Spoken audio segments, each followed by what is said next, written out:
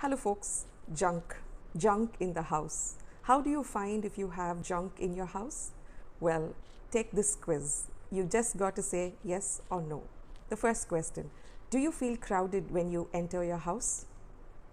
The second question, do you have the need to clean up your house when you have guests coming in? Question 3, is your house cluttered so much to say you just don't know where to start? Question 4, do you have trouble finding things you need to use, maybe on a regular basis?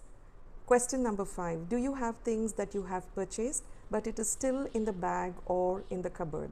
Question 6, are clothes overflowing from your wardrobe? Question number 7, are your shelves and other spaces always crowded with things? In other words, you always find things to keep on the table, the teapot, the sofa, or whatever.